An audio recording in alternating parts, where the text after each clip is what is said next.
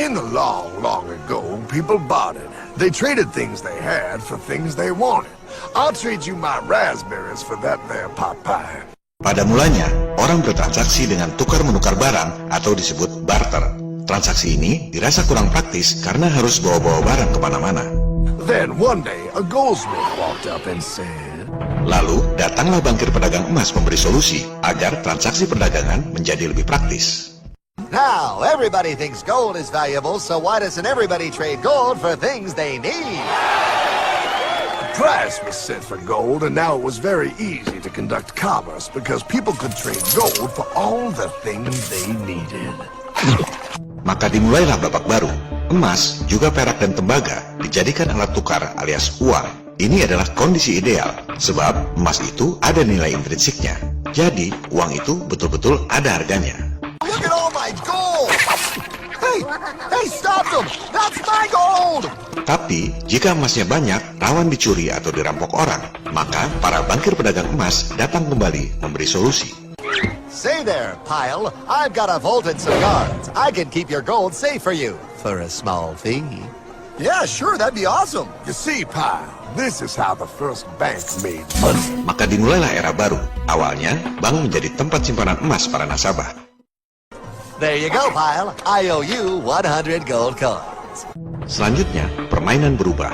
Nasabah yang menitipkan emas pada bankir diberi tanda terima berupa kertas yang istilahnya IOU. Saya berutang padamu. Inilah asal-muasal uang kertas. Bank menjadi sentra peredaran uang.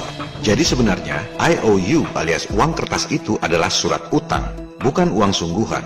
Dan yang namanya bank sentral itu dari dulu memang swasta. Negara tak ikut campur urusan peredaran uang. Sama seperti sekarang, pemerintah Indonesia, Presiden Republik Indonesia tak boleh ikut campur urusan peredaran uang. Inilah sistem yang diterapkan di seluruh dunia sejak dulu. Okay, great.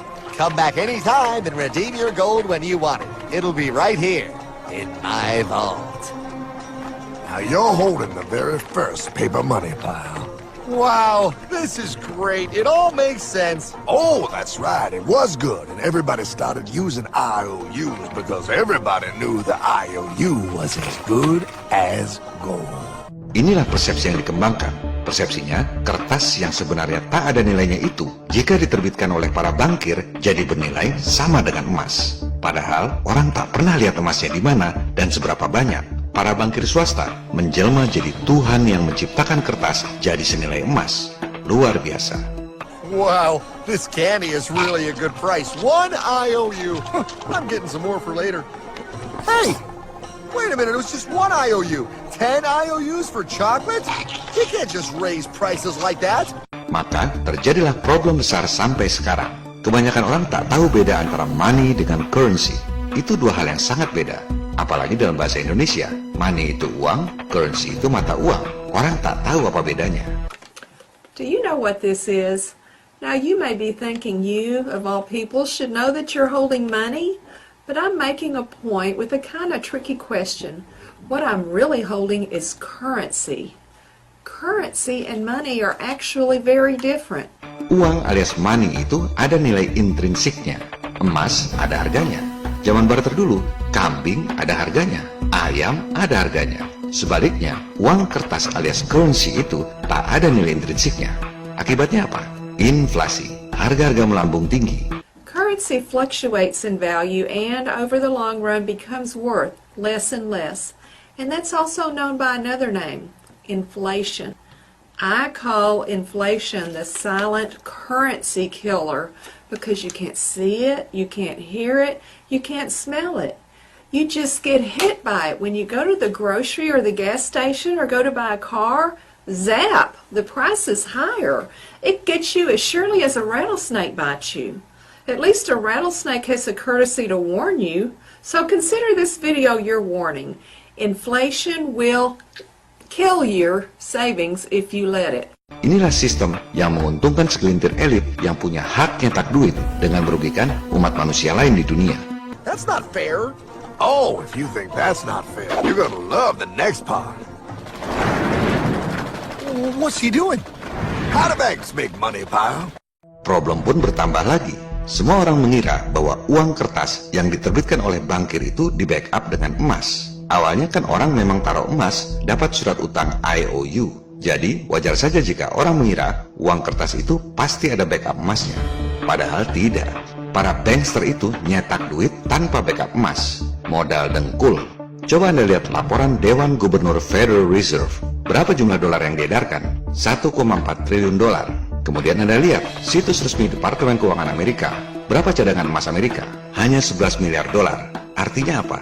Cadangan emas hanya 0,8% dari duit dolar yang diedarkan. Parahnya lagi, tak ada hubungan antara simpanan emas dengan jumlah uang yang diedarkan. Nyimpan emas sekedar nyimpen, nyetak duit jalan terus. Tak ada hubungannya. Juga, silakan Anda lihat laporan keuangan Bank Indonesia. Jumlah uang yang diedarkan 586,7 triliun rupiah. Cadangan emas kita 36,7 triliun rupiah. Artinya, cadangan emas Indonesia hanya 6,3% dari jumlah rupiah yang diedarkan. Tak ada hubungan antara simpanan emas dengan jumlah uang yang diedarkan. He prints more IOUs without any more gold, loans them out for interest, makes a pretty penny, and nobody is the wiser. Unless everybody wanted their gold back at the same time. Sistem keuangan modern ini yang diajarkan di semua sekolah di seluruh dunia, baru ketahuan bohongnya kalau semua orang sama-sama tarik duit dari bank pada waktu yang bersamaan. Rush. I'd like to redeem my IOUs, please. Thank you very much. Hey! I want my gold back now! Thief! Thief! Gotta love the bank run, bringing people together. See, they all found out he was stealing, made a run on the bank, and demanded their gold. But as you can see, there ain't no gold to get. Mari kita dalami tentang uang dan bankster ini. Motivasi dibalik kebohongan bumi globe. Bank berasal dari kata bench bahasa Inggris, yang asalnya dari bahasa Italia, banca, yang artinya bangku. Zaman dulu, kuil-kuil dipenuhi oleh para pendeta merangkap bankir. Mereka berdagang di sekeliling kuil dengan menaruh bangku-bangku penukaran uang emas. Banca, bank. Mereka sebenarnya tak peduli Tuhan mana yang disembah di kuil itu.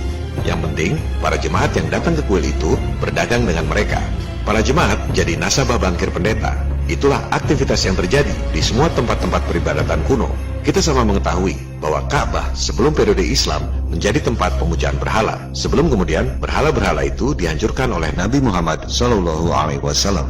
Ajaran Islam sendiri mengharamkan riba alias praktek membungakan uang. Para bankir pendeta menaruh bangku-bangku tempat berdagang di kuil yang mana saja. Apapun agamanya, apapun Tuhannya, para bankir pendeta tetap praktik di situ. Kemudian, seperti yang dijelaskan lewat film kartun tadi, jika bankirnya korup dan nasabah tak bisa tarik kembali emasnya, nasabah pada ngamuk dan menjungkir balikan meja alias bangku atau bangka itu. Dari situlah timbul istilah bankrupt alias bangkrut. Bagi rekan-rekan yang beragama Kristen, tentu mengetahui kisah Nabi Isa atau Jesus menjungkir balikan bangku-bangku tempat berdagang di tempat ibadah. Itulah yang disebut bankrupt. Nabi Isa atau Jesus membangkrutkan para pendeta bankir. Jadi, sistem ekonomi berbasis bank sentral yang sebenarnya swasta, yang motivasi sebenarnya adalah mencari profit, yang diajarkan di semua sekolah di seluruh dunia, sebenarnya bertentangan dengan ajaran agama. Kenapa? Karena ajaran agama mengharamkan sistem yang dibuat untuk menguntungkan segelintir orang dengan merugikan umat manusia yang lain. Itulah sistem uang kertas yang ada di dompet Anda yang didesain oleh para bankster.